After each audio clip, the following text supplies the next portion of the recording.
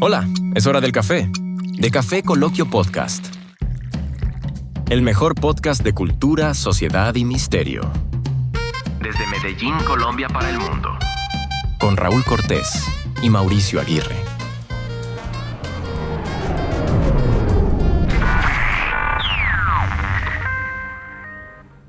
¿Qué ocurre cuando el corazón se detiene? ¿Qué experimentan quienes regresan del umbral de la muerte? Hoy exploraremos uno de los fenómenos más fascinantes y debatidos de la ciencia contemporánea: las experiencias cercanas a la muerte. Yo quiero saludar pues a todos nuestros suscriptores, oyentes. ¿Sabes a dónde quiero saludar suscriptores y oyentes? En Japón. Tenemos oyentes en Japón. En Spotify. Qué chévere, Spotify. Saludamos a la gente en Japón. Un saludo entonces muy especial para la gente, colombianos. para aquellos latinos que están en Japón, colombianos donde no hay un colombiano, donde no hay donde no estamos metidos, ¿cierto? Un saludo muy especial para todos ellos y también para la gente de Japón como tal, un saludo muy especial. Mira, Raúl, hoy vamos a hablar de un tema que ha intrigado a la humanidad, yo creo que desde que tiene conciencia de que existe. Claro. Es un tema que la gente, de alguna manera, en la actualidad, Raúl, lo ha convertido en un tabú. Y definitivamente no hay nada más democrático que la muerte. Es igual a todos. Es igual para todos llega.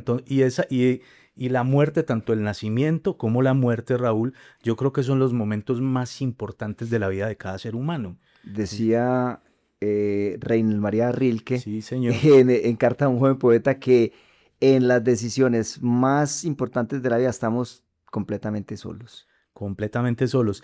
Y todos sabemos que vamos a pasar por allí, que vamos a pasar ese umbral, que vamos a tomarnos ese trago. Qué cosa. Y que depende de nosotros si es un trago amargo o un trago dulce, y todo depende de cómo lo tomamos, ¿cierto? Y yo creo que tenemos que aprender, como escuchaba yo un testimonio de una persona que entrevistaban que tuvo una experiencia cercana a la muerte, que ese señor decía que depende cómo tomemos las cosas, pero hay que aprender a soltar, a desprendernos. Y yo creo que ahí está la clave, porque finalmente lo que nos da a entender esto es que tal vez no existe la muerte, Raúl, sino que lo que existe es una transformación. Transición. O una transición. Entonces no deberíamos hablar de después de la muerte, sino de tal vez la vida después de la vida. Después de la vida. Entonces, bueno, hoy nos vamos a adentrar en casos muy específicos y especiales de cosas que nos vuelan la mente, y es esas situaciones que conocemos como experiencias cercanas a la muerte, que la abreviatura es... La sigla es ECM. ECM, experiencias cercanas a la muerte. Mauro, es un tema, como lo dices, que suscita mucho interés y también hasta miedo, porque es que ¿qué hay después de esta vida? Siempre nos hemos preguntado, y nos lo hacemos nosotros los seres humanos porque somos seres pensantes. Somos Homo sapiens, doblemente sapiens, o sea, hombre pensante, que nos podemos pensar y pensar más allá de esta existencia o más allá de este plano. Entonces, hoy... Pero disculpa, Raúl, sí. Referente pues, a lo que decís de miedos, parce, a mí me parece que ahí tiene mucho que ver también la religión que nos ha influenciado referente a sus temores, porque y sobre todo la religión que viene de parte del cristianismo y de la Iglesia Católica, porque si tú ves otras corrientes filosóficas y otras creencias religiosas de pueblos, de otros rincones de este mundo, tienen un pensamiento completamente diferente referente a lo que es ese paso a esa transición al otro lado, al más allá, o a lo que conocemos como muerte. Pero igual todas las religiones se han preocupado por eso, o sea, de una vida después de la muerte, o una condenación o una salvación. Pero bueno, antes de entrar más en materia, vamos a compartir con los oyentes qué es una experiencia cercana a la muerte. Entonces, una experiencia cercana a la muerte, podríamos, en las siglas que tú decías, Mauro, ECM, que es experiencia cercana a la muerte, es un conjunto de vivencias reportadas por personas en todo el mundo que han estado al borde de la muerte clínicamente hablando o en situaciones de peligro extremo. Incluso Sí, podemos decir que gente que ha sido declarada clínicamente muerta. es que por eso, Mauro, cuando nos referimos, cuando decimos al borde de la muerte, estamos hablando, mira, de paros cardíacos que detiene el corazón, accidentes graves, operaciones quirúrgicas de alto riesgo, momentos en que el cerebro teóricamente debería estar sin actividad suficiente para generar experiencias conscientes. Y resulta que ese al borde que decimos, entre comillas, es eso, esas experiencias tan cercanas a ese paso del más allá de lo que desconocemos. Pero Mauro, le compartimos a los oyentes el término cuando fue acuñado. ECM, experiencia cercana a la muerte, fue acuñado en 1975 por un médico, pero muy interesante este médico, filósofo y médico. Imagínate, un señor de apellido Moody, él se llamaba Raymond Moody. Resulta que este señor escribió un libro que tú ahora lo mencionabas. ¿Sabes cómo se llama el libro? Vida después de la vida. Moody ahí, ¿qué hizo? Compiló cientos y cientos de testimonios de personas que estuvieron en esa experiencia muy cercana a la muerte, y él lo describe por primera vez y utiliza ese término en su libro porque eran elementos recurrentes que se dan en una persona por en China o acá en Latinoamérica, tenían esas experiencias. Muchas similitudes también entre ellos. Claro, eran, en términos generales eran iguales. Lo particular es que todos hablan de lo mismo. Exacto. Entonces, miremos algo, Mauro. ¿Qué incluye en esa experiencia cercana a la muerte? ¿Tú lo tienes presente? ¿Qué se vive ahí? Es que son muchos los testimonios y como lo decías tú ahorita, son muy similares unos entre otros. Miremos las generalidades. ¿Cierto? Por ejemplo, generalidades que ven el túnel, ¿cierto? Que se encuentran con una gran luz, ¿cierto? Algunos se encuentran con seres queridos que ya habían fallecido. Exacto. Se encuentran con una barrera, también una barrera imposible que no los deja pasar, entre otras cosas, pues más o menos estas son las que recuerdo. Pero el famoso túnel.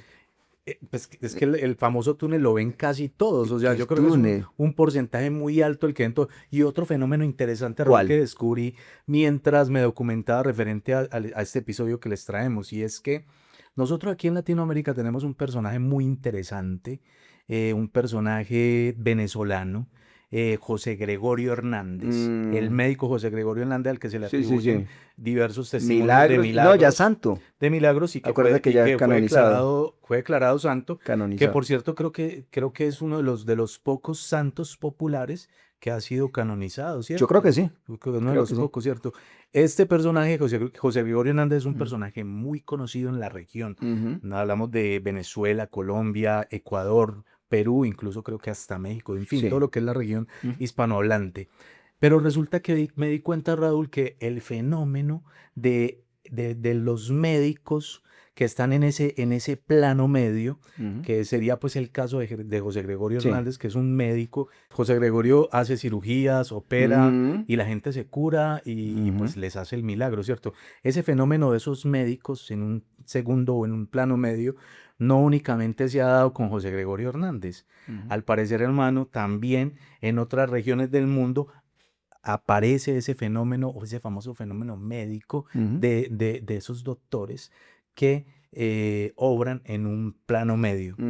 Esto de pronto, lo que he logrado notar, Raúl, es que no llevan a cabo una cirugía, pero le dicen a la persona el mal del que está padeciendo. Le dice: tienes tal tumor en tal parte de tu cuerpo, en el cerebro, por tal y tal lado.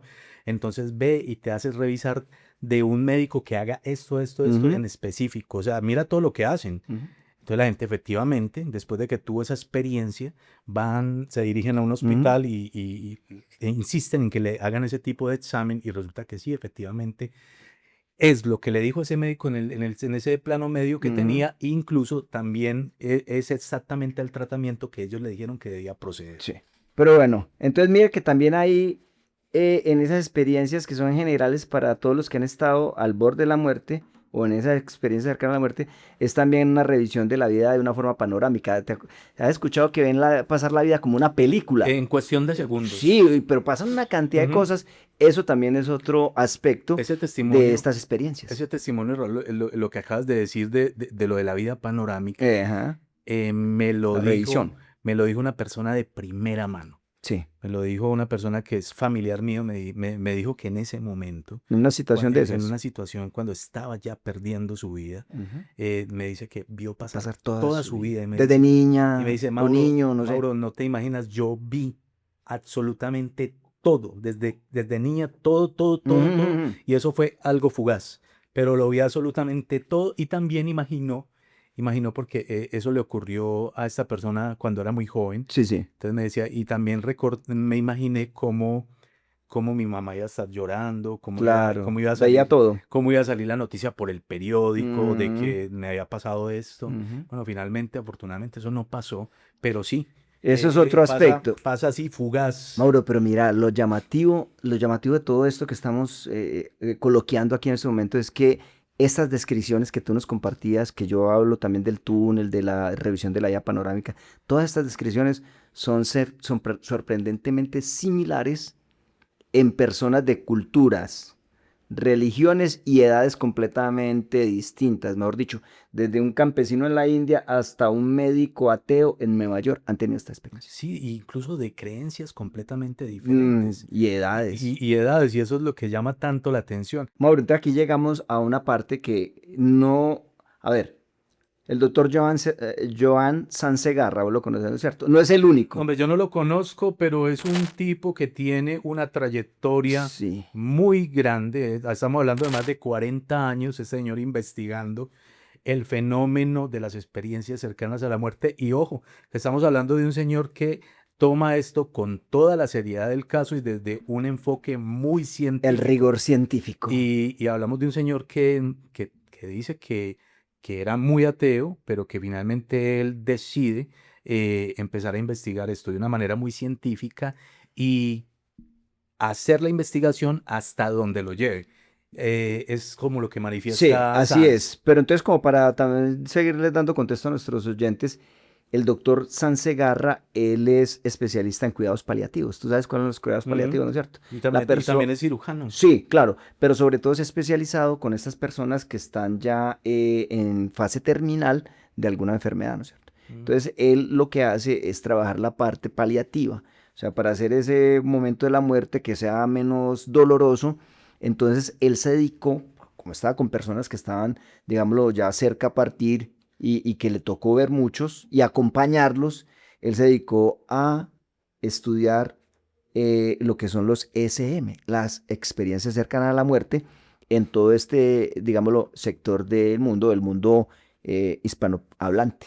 Mire, pero parce, este man es muy teso porque este man, debido a cómo ha abordado esa investigación, el man ha logrado, Raúl y amigos, Sí. él ha logrado identificar de qué se trata y qué es lo que produce ese fenómeno específicamente.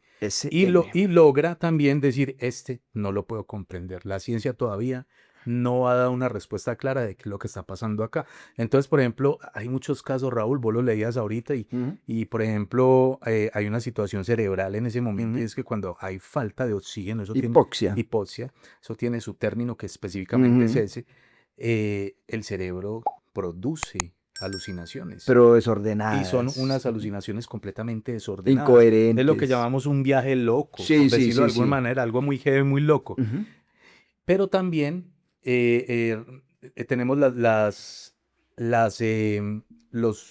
el fenómeno como tal de las experiencias cercanas a la muerte, como lo decíamos ahorita, que ven el túnel. Ajá. Entonces, ¿qué pasa? Este man dice, venga, este man tuvo estas alucinaciones porque le faltaba oxígeno al cerebro. Logra identificar eso.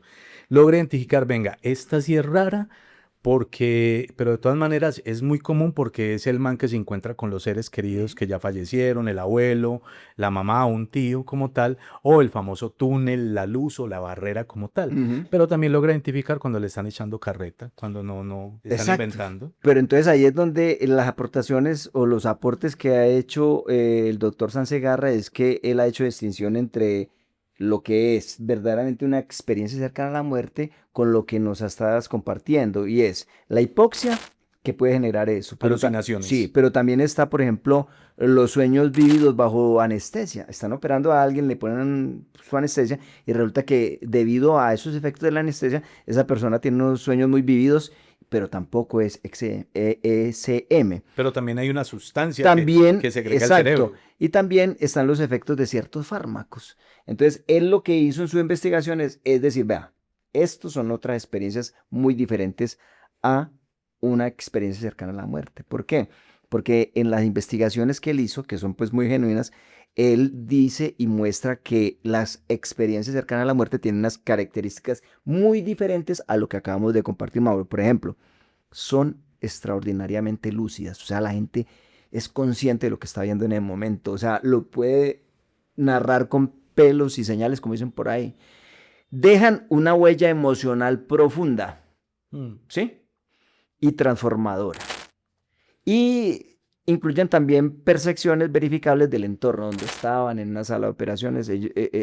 Las experiencias cercanas a la muerte tienen esas características muy distintas a estos otros aspectos que decíamos que mucha gente podría o quisiera darle explicación a esto. Entonces, este último aspecto que estamos explicando es crucial porque hay muchos casos documentados, ¿no?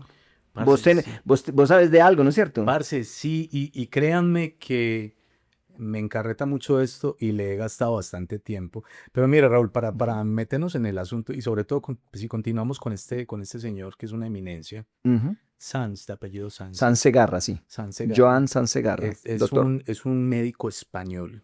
El tipo tiene una forma de expresarse muy pasiva, se entiende es muy sabroso. Muy pausada. Muy pausada, es muy bueno, muy sabroso escucharlo. Este man cuenta unas cosas muy voladas que uno dice, venga, ¿qué está pasando? Porque, por ejemplo, él dice, mire, tengo el siguiente testimonio. ¿Sí o no? Llega un man con un paro cardíaco. Sí. Actividad cerebral nula, o sea, muy Cero. bajita, casi indetectable. O nula. O nula, que es lo que llamamos una persona que está clínicamente muerta. Muerte cerebral, ¿qué dicen, cierto? Cierto, lo que llaman así, clínicamente muerta. Este man dice que empiezan todo el protocolo de reanimación, que tiene que ser algo muy rápido. Me imagino que hay una cantidad, pues uno ve películas donde dice, dame tantos milímetros de tal inyección. Adrenalina, de tal, en fin, cosas que son difíciles de nombrar. El famoso masaje cardíaco. Sí, los choques eléctricos. Los choques eléctricos en algunas ocasiones. Si son heridas abiertas, incluso hasta un masaje al corazón directo claro, con la mano. Este man cuenta pues un testimonio de tantos muy similares donde está llevando a cabo todo este procedimiento para poder revivir a esa persona, traerla nuevamente, arrancársela de las garras de la muerte, ¿cierto? Y resulta que hacen todo este protocolo, este proceso, eso ahí es un despelote. Imagínate una sala de cirugía, a un lado urgencias, finalmente pues logran traer este man nuevamente a la vida. Resulta que el tipo cuando despierta, cuando ya reacciona, despierta ya en una habitación, aparte en una cama, el man empieza a contar que él vio desde el techo, o sea que él se salió, tuvo una experiencia fuera de su cuerpo. Extracorporal, donde él dice que él flotaba y él lograba ver todo lo que estaba pasando en ese momento cuando lo estaban reanimando. Ahí en esa sala de cirugía. En esa sala de cirugía desde el techo. Entonces él dice, mire, usted tenía su uniforme de médico era de tal color, tenía un gorrito que tenía tales figuritas, a su lado estaba fulano de tal, y usted hizo esto y le describe el procedimiento exactamente igual a lo que el médico hizo, ¿cierto? Y a lo que estaba sucediendo ahí. Aparte de eso, tienen una experiencia más allá, y es que ellos tienen la capacidad de pasar al otro lado de la pared. atravesar la pared. Sí, Ellos sí. dicen, entonces el tipo dice, atravesé la pared. Y ver lo que está sucediendo ahí. Y al lado de quirófano donde me estaban reanimando, estaba la sala de emergencias. Ujú. Y allí llegó fulana de tal, con tal ropa, decían que venía de tal parte y que, Escuchaba las y que conversaciones. tenía absolutamente todo. Él vio todo eso. Entonces, Vio y escuchó. entonces, claro, el tipo despierta, empieza a comentar pues todo lo que vivió y el man dice, venga, pero ¿cómo es posible que vos me digas todo eso? Sí, yo lo vi desde el techo. Entonces, para que sea más preciso y para descartar cualquier posibilidad de engaño, van a ver las cámaras de seguridad, los monitores, resulta que lo que dice el tipo es exactamente Tal cual. todo lo que pasó. Pues este señor Sanz, Ujú, Raúl, ujú. fue más allá y diseñó un experimento muy interesante en la clínica donde trabaja. Ajá. El tipo puso unas figuras estratégicamente ubicadas en la parte, en el suelo, Ajá. como tal, que únicamente podrían visualizarlas una persona que probablemente la cuelguen tipo hombre araña del Que techo estuviera al techo. y que quede flotando así, ¿cierto? Ujú. De resto, pues no es posible verlo. Pero resulta que empezaron a escribirle cada una de esas figuras y dónde estaban ubicadas pacientes que tuvieron experiencias cercanas a la muerte. Entonces, bueno, fue algo fuera de su cuerpo. ¿Qué pasa ahí? ¿Qué explicación le damos a eso? Pero venga, hay un aspecto también muy importante que viene después de que la persona ha tenido esa experiencia cercana a la muerte y es que, eh, hablando del doctor Sansegarra, él dice y ha señalado enfáticamente que estas personas que tuvieron estas experiencias tienen cambios transformadores y lo experimentan en su día a día y en sus vivencias. O sea, la mayoría que tuvieron estas experiencias describen una reducción del miedo a la muerte, Mm.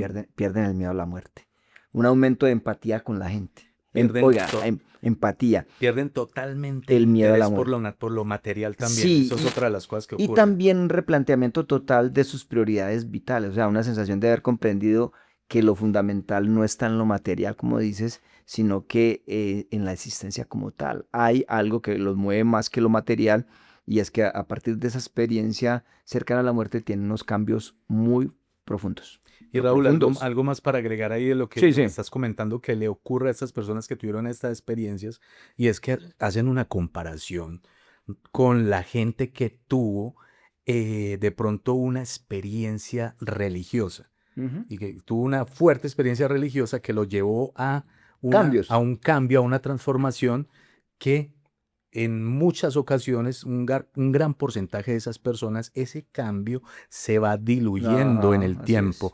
es. Eh, Pasa todo lo contrario con las personas que tuvieron una experiencia cercana a la muerte. Ese cambio no se va diluyendo, sino que por el contrario perdura, Ajá. perdura y se refuerza mucho más. Ajá, es consistente ese Es cambio. consistente. Mauro, yo te invito a que ahora veamos algunos testimonios reales recopilados en diversas investigaciones de este señor Sansegarra y vemos, aquí tenemos dos en particular. De repente me vi desde arriba, veía mi propio cuerpo en la camilla y a los médicos trabajando sobre él sin pausa. No sentía dolor, solo una paz que nunca había sentido antes. Luego hubo una luz, no era cegadora, era acogedora. Y supe, sin que nadie me lo dijera, que podía quedarme o volver. Elegí volver por mis hijos. Carlos, de 52 años, tuvo una parada cardíaca. Mm, Tremendo. Lo que describe aquí Carlos es un patrón clásico, Mauro. La experiencia fuera del cuerpo. ¿Acuerdas que estamos diciendo experiencia fuera del cuerpo, la paz, la luz, la elección de regresar o de quedarse? Y hay algo más que aparece ahí una y otra vez en estos relatos. La certeza. No una creencia, sino una certeza absoluta de lo que vieron fue completamente real. Más que real, dicen muchos que cualquier sueño. O sea, lo que vieron están convencidos de que no era una alucinación, no era un sueño, sino que era algo real. Tremendo. El otro testimonio. Vi a mi abuela que había muerto 15 años antes. Me habló sin palabras. Me dijo que no era mi momento y entonces desperté en la UCI sin saber cómo había llegado allí. Marta, de 38 años, accidente de tráfico. Mm. ¿Cómo te parece, pues, Mauro, ese asunto del encuentro con seres queridos que ya fallecieron? es un elemento recurrente en estas experiencias cercanas a la muerte. Y Mauro, mira, y curiosamente, en algunos casos, las personas encuentran a alguien en esa experiencia cercana a la muerte, se encuentran con alguien cuya muerte para ellos era desconocida y hasta ese momento. Parce, ¿Sí me entiende? Encontraron con Ujú. alguien que para ellos estaba vivo porque tal vez vivía en otra parte o algo, pero resulta que había fallecido o murió Parce, en un para momento. allá iba, hermano, Ujú. para allá iba, y yo le voy a comentar lo siguiente, pues les digo, te digo a vos Sí. y les digo a ustedes, mire, a uno normalmente lo que ve diario se le convierte en paisaje, y entonces Ujú. perdemos la capacidad de asombro Exacto. frente a este tipo de cosas, porque nosotros siempre escuchamos que una persona tuvo una experiencia cercana a la muerte, cayó en un coma profundo y cae y se muere. Y lo que escuchamos es que vio el túnel o se encontró con su abuelo muerto, con un tío, con un familiar, en fin, o con un amigo que falleció, Ujú. ¿cierto? Entonces eso se nos convierte en paisaje porque es lo que siempre escuchamos. Pero hay cosas que ya te ponen a volar la cabeza y que decís, venga, qué cosa más loca esta. Esto, Ujú. ¿cómo puede ser posible que esto ocurra? ¿Cómo puede ser posible este suceso o qué? Exactamente. Entonces, mire, hay un caso bien interesante, eso pasó en Estados Unidos, Sí. más o menos década de los 80. Resulta que una familia norteamericana normal, tienen una hija ya mayor que está en la universidad y tienen un hijo preadolescente, un Sí. niño aproximadamente entre 10 y 11 años. Este niño tiene un accidente Ujú. donde básicamente lo declaran con muerte clínica durante unos minutos. Ujú. Este niño fue pues declarado con muerte clínica, su cerebro no tenía ninguna actividad. Nada. El niño vuelve, pero de todas maneras, a pesar de que vuelve, Raúl y amigos, este niño queda en un coma profundo durante aproximadamente 15, 20 días. Coma, que es muy diferente A la experiencia a la cercana a la experiencia cercana a muerte, la sí. muerte o a la muerte clínica como tal, ¿cierto? Ujú. Porque conocemos de gente que permanece Años. durante muchos años en coma, despiertan, Estado vegetativo que llaman. otros finalmente no despiertan y unos que sí, Sí, ¿cierto? sí. El caso de este niño es que 15, 20 días este niño despierta, Ajá. la familia pues muy preocupada, felices porque el niño vuelve Sí. normal a la vida pues normal, se despierta, su madre y sus padres, sus familiares allá llegados alrededor del niño pues en función de él, Ujú. el niño empieza a contarles lo que vivió, la experiencia pues que tuvo, ¿cierto? Ujú. Te dice, ah, hola Sí. mamá, hola papá, no, pues ¿cómo les parece que estaba como soñando, yo estaba fuera de mi cuerpo y me encontré con mi hermana? La hermana, ¿Vivía en otro la lugar o qué? hermana estudiaba, estaba en la universidad en otra ciudad, ¿cierto? Me encontré con mi hermana, me dijo que debía volver, que no era pues el momento mío para estar acá. E incluso mi hermana les mandó una razón, Ujú. que por favor la perdonen, la disculpen por haber destruido el carro rojo que le regalaron. El testimonio, pues yo lo estuve documentándome, no recuerdo qué carro era, pues Ujú. ahí dicen el modelo, pues y Sí, sí. qué carro, qué marca era, ¿cierto? Lo cierto es que era un vehículo rojo, Ujú. deportivo rojo. Sí. Entonces, que por favor dile a mi mamá y a mi papá que me perdonen por lo del Deportivo Por el Rojo, daño que le ¿sí? hizo Por el al... daño que le hizo, ¿cierto? Los padres se sorprenden mucho y le dicen, ah, ¿cómo así que estuviste que viste a tu hermana y que tu hermana te dijo, ¿cómo es posible esto? ¿Cómo es posible este suceso? Mm. ¿Cierto? Pues resulta, Raúl, que Mm. mientras ellos estaban en función de estar pendientes de sus hijos, en aquel Claro. entonces pues no tenían la posibilidad la gente de los celulares, Ujú. sino que era teléfono fijo y habían las famosas contestadoras.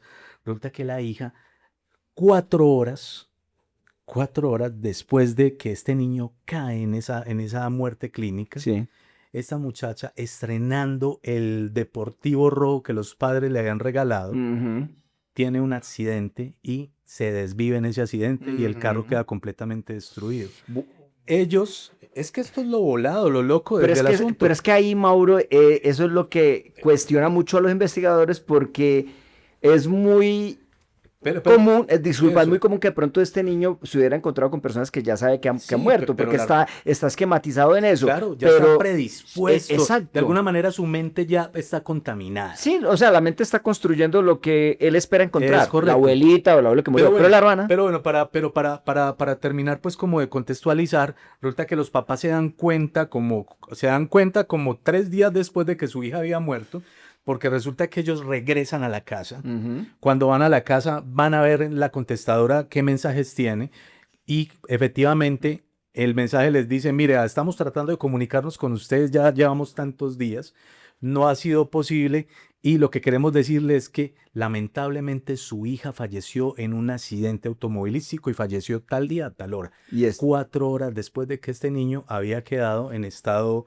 no, y en la experiencia cercana a la muerte y a la hermana. ¿Sí me entiende? Entonces la gente, es lo que uno dice, venga, pero entonces, ¿cómo es posible esto? O sea, ¿qué pasa con la conciencia? Porque se supone que la conciencia está limitada al cerebro. Se supone, ahora vamos a ver más adelante Entonces, que no. ¿será que es que la conciencia se sale del cerebro? Bueno, ¿Sí me entiende? Entonces, venga, ese es uno. Ese es uno que me parece muy volado, Sí. muy loco como tal. Pero vea, le cuento este otro porque es que vamos 2 por 1, ¿qué? vamos con el cuento del 2 por el precio cerebro de y uno. este no tiene nada que ver Bueno, ¿qué con una pasó ahí? experiencia cercana a la muerte, pero mire lo que le pasó A ver. a una mujer inglesa por allá en los años 90. Una mujer más o menos entre sus 40 años, Sí. está tranquilamente en su casa leyendo un libro. Ajá. De repente escucha unas voces y específicamente escucha dos voces femeninas que se dirigen a ella de la siguiente manera, muy educadamente, la saludan dándole las buenas tardes. Dice, hola, ¿cómo estás? Buenas tardes. Espero no te asustes, pero no encontramos una manera diferente para entregarte este mensaje. Te queremos ayudar. Ella está consciente, está despierta, Ella está está leyendo. leyendo un libro Y consciente. esas en su voces las casa. escucha, son Ella audibles. ella escucha esas voces, son completamente audibles, la escucha ella. Bueno. Y entonces dice, no te asustes, pero no encontramos una manera distinta para comunicarnos contigo. Entonces, por favor, calma, no te asustes, te queremos ayudar. Nosotras trabajamos en el hospital tal, infantil, tal, tal, tal y tal, ¿cierto? Y lo que queremos decirte es que tienes un problema. Tu problema está en el cerebro. En el lóbulo, no sé qué, parental o lateral o como sea, de un ladito más abajito, tienes un tumor. Tienes un tumor. Entonces, mi recomendación es que te dirijas a esta dirección y vas a ir al departamento de la, ¿cómo es que se llama cuando lo meten a uno y el escáner? Radiología Bueno, o en fin, le escanean la cabeza para ver qué es lo que tiene, ¿cierto? tomografía. Vas a ir allá, vas a hablar con tal médico y vas a decir que te hagan esto, esto y esto. Ya, normal, la mujer muy asustada. No, deciden no ir allá, sino que se va para el psiquiatra, ¿cierto? Dice al Claro, psiquiatra, cree que está sí, teniendo no, esquizofrenia. estoy volviéndome loca. Esquizofrenia. Y entonces se va Escuchando para el voces. psiquiatra, el psiquiatra le dice, no, tranquila, eso puede ser estrés, ve, te mando estas pastillitas, tómate esto, le mando unos medicamentos pues psiquiátricos, la señora se los toma, se va de vacaciones. Durante las vacaciones no escucha nada, vuelve a su casa y otra vez vuelven las voces. Venga, pero vaya, en serio, es que queremos ayudarla. Vuelve otra vez donde el psiquiatra, ya muy preocupado, y el psiquiatra es un nigeriano. Este psiquiatra nigeriano es el que cuenta este testimonio de esta mujer. Sí. Entonces el tipo le dice, hombre, pues hagamos una cosa, ¿por qué no vas y te haces los exámenes? Vaya, yo le colaboro con eso, aquí está pues para que... Como la orden, Como pues. la orden tan normal, y ella va, insiste, no se los querían hacer, finalmente se los hacen, y efectivamente le encuentran un tumor enorme. Estamos hablando de un pedazo de tumor de 6 centímetros por 4 centímetros por el otro lado, o sea, una cosa grande. Entonces, efectivamente, no hay que operarla, la operan, les traen ese tumor, Sí. se recupera ella, y estando recuperada ya en el hospital, a punto de que le den el alta, vuelven y aparecen Las voces. Y aparecen las voces y dicen lo siguiente, último mensaje, nos alegra mucho haberte ayudado. Adiós. Chao pescado, nunca más vuelven a aparecer las voces. Y mire qué loco, lo que es el cerebro. ¿Qué pasó ahí? Bien tremendo. Y ese testimonio está documentado, el que lo dio en un seminario es un médico psiquiatra nigeriano, que por cierto El nombre es bien interesante, creo que es traducido del nigeriano, quiere decir poder de Dios, algo así, es bien interesante eso. Pero esto le pasó a esta señora en los años 80, mujer de 40 años, por allá en Inglaterra. ¿Cómo le Vea, parece? pues un caso muy, muy extraño, pero precisamente como ese caso y las experiencias cercanas a la muerte han generado un debate con la ciencia. O sea, estas experiencias han generado un debate científico intenso y la neurociencia, Mauro, a eso que usted nos cuenta y a las experiencias cercanas a la muerte, han tratado de darle una explicación científica. O sea, han generado unas teorías, digámoslo, convencionales como para poder explicar esto y te voy a hablar de tres. O sea, la primera, para ellos explicar este asunto de la experiencia cercana a la muerte, hablan de algo que tú nos compartías ahora y es la hipoxia cerebral. La falta de oxígeno al cerebro. Resulta que esta falta de oxígeno al cerebro, ¿qué hace? Produciría alucinaciones estructuradas. O sea, la falta de oxígeno puede que la persona empiece a tener alucinaciones. Esa es la primera hipótesis. La segunda apunta a la liberación masiva de una sustancia, Mauro y oyentes, llamada DMT. ¿Esto qué es? Esto es una sustancia psicodélica, endógena. Cuando yo digo endógena, Mauro, me refiero a que el mismo cuerpo La produce. produce, sí, endógena. Resulta que esta sustancia psicodélica en el cerebro produce pues que hayan visiones, que hayan una alteración pues, en el cerebro y se puede ver ese tipo de cosas. Pero bueno, estamos hablando de que esto sería una de las Sí, explicaciones que da la ciencia sí, para lo sí, para lo que ocurre. claro. Y esta DMT, esta sustancia, parece ser que el cerebro la produce en el momento cercano a la muerte. Okay. Y la tercera, mira que llevan dos, la tercera involucra algo de lo que tú nos compartías ahora, donde tenía de pronto el tumor esta persona, involucra al lóbulo temporal y sus patrones de activación en situaciones de crisis extrema.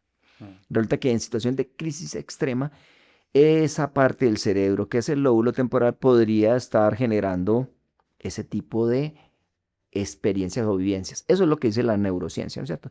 Sin embargo, estas explicaciones no tienen, digámoslo, no es un problema importante para el estudio que se hace de las experiencias cercanas a la muerte.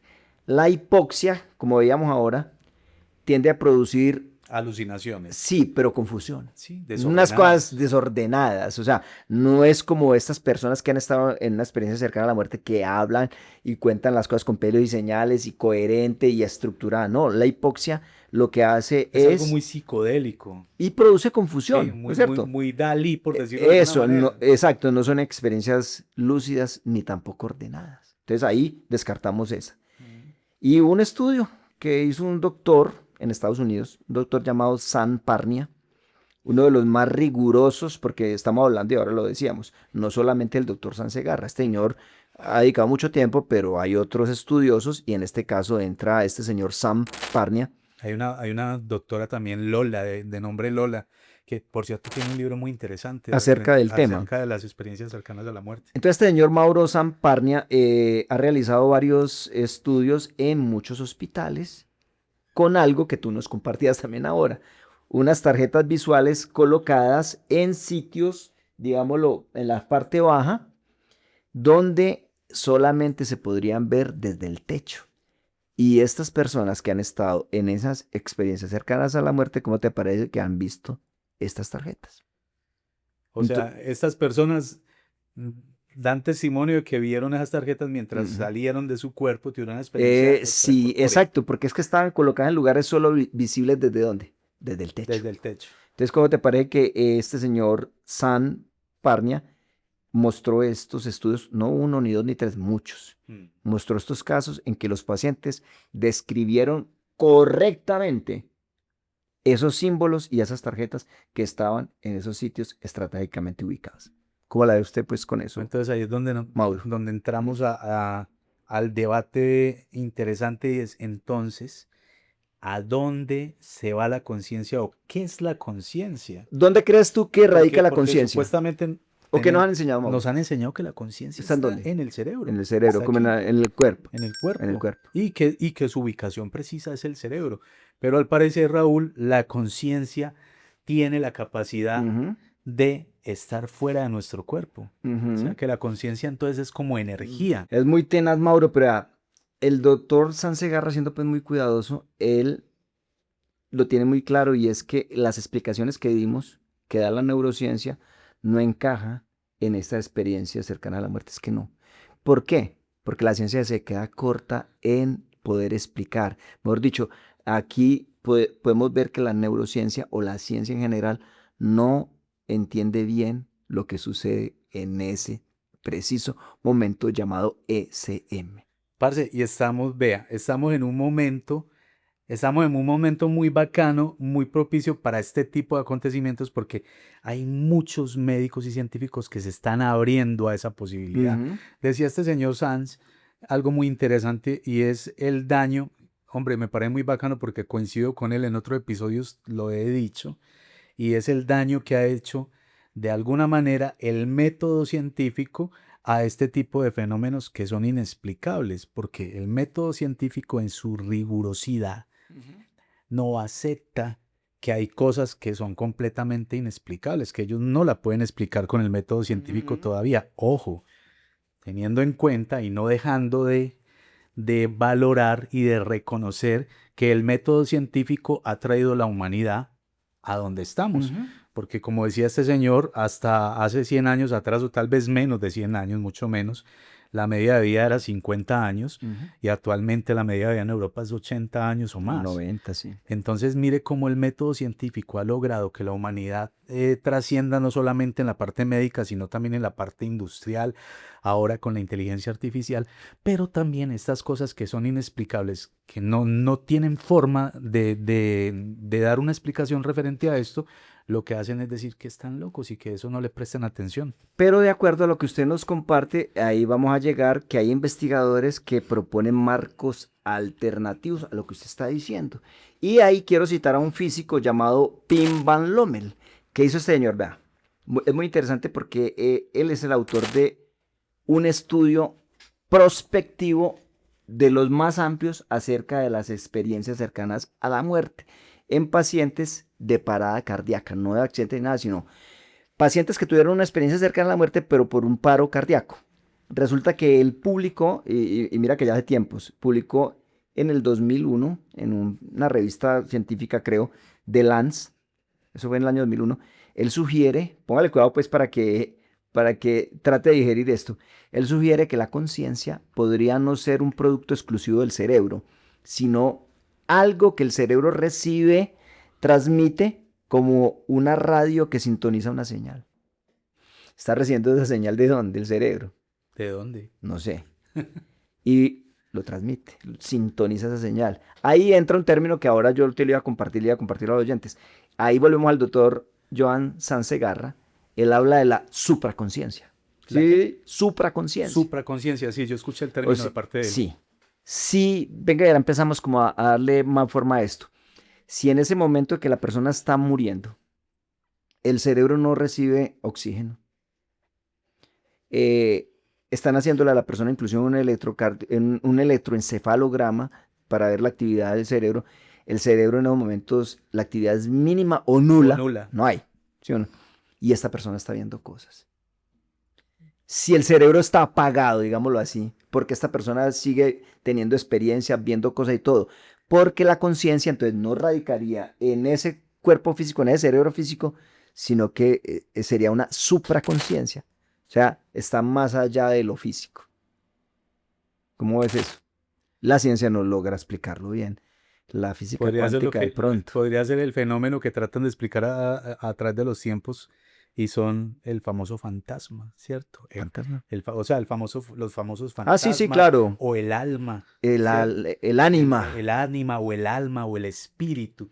En fin, se le ha tratado de dar pues como interpretación a todo este tipo de Pero fenómenos. entonces mire, Mauro, esto que estamos tratando como abre unas preguntas filosóficas muy tenaces y es, ¿puede existir la conciencia independientemente del cuerpo, del cerebro? Según lo que dice el doctor Sansegarra, la supraconciencia. Mire, O sea, el cuerpo puede morir, pero esa esa conciencia conciencia pervive. permanece en el espacio, Sí. ¿cierto? Entonces, En algún lugar del en alguna espacio, en dimensión. alguna dimensión por allí flotando. Entonces ahí viene otra pregunta, yo sé que vas a decir algo, pero ahí viene otra pregunta también bien profunda.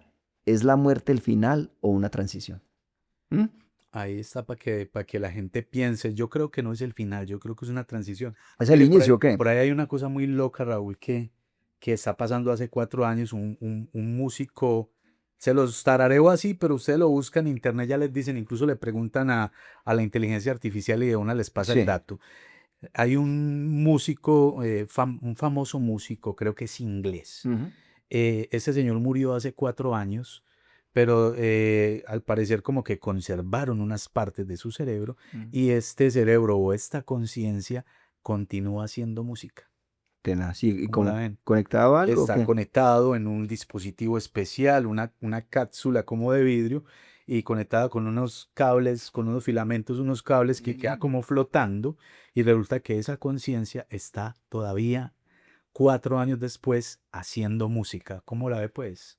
Ahí se la Tenaz. pongo mío para que la voltee. Está tenaz y que la gente que nos escucha si quieren Que investigue, que lo busquen así, indagar, listo. indaguen así. Bueno, Mauro, pero entonces, para ir cerrando, más allá de este debate sobre qué son exactamente las experiencias cercanas a la muerte, hay algo que los investigadores, incluido el doctor Sansegarra, que nosotros estamos citando, subrayan algo siempre, y es el impacto que tiene en quienes viven estas experiencias, y este impacto es medible, consciente y profundo.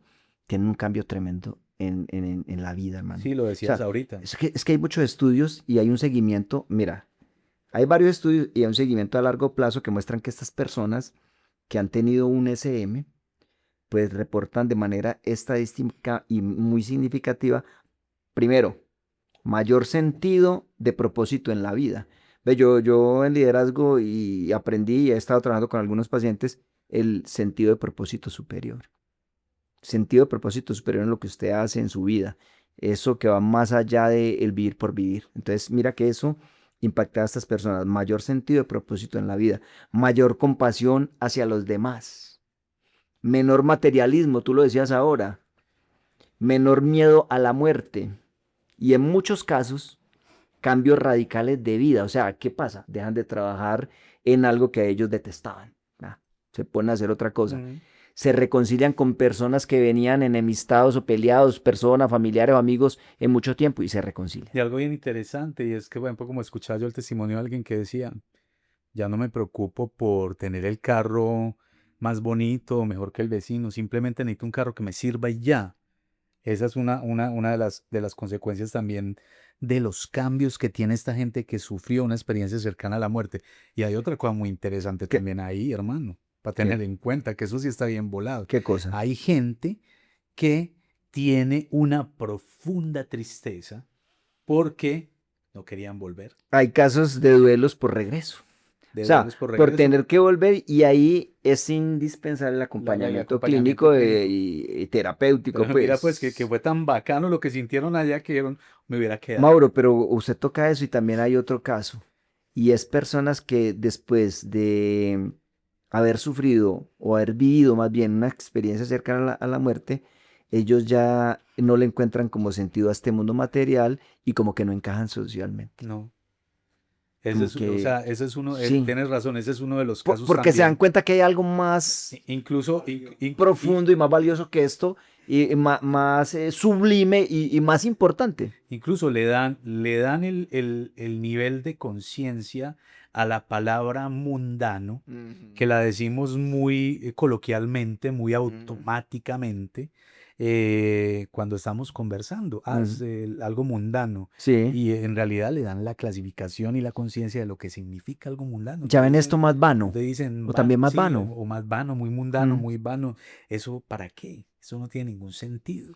Pero entonces ahí cobra algo muy importante y es que el trabajo del doctor Sansegarra, de los otros científicos, de la que tú dices Lola y de varias eminencias en este caso que estudian desde la parte científica, podemos ver que no es solamente algo académico, sino que ellos también tienen y quieren ver las implicaciones directas que tiene esto en los cuidados paliativos para acompañar personas en el final de sus vidas. O sea, para que estas personas que, digamos, están a punto de entrar a otra dimensión, o sea, pasar a otra vida, puedan entender mejor lo que significa morir con dignidad. Sí, mire, Es que ahí apunta también ese usted estudio. me hace acordar, saliéndonos un poquito del tema referente a lo que son Pero no te salgas las mucho, experiencias cercanas a la por muerte, favor. hablas de los cuidados paliativos Sí. y me haces acordar de un proyecto que tenían referente a el cuidado de estas personas en su etapa final Ujú. y lo que más precisamente conocemos como cuidados paliativos,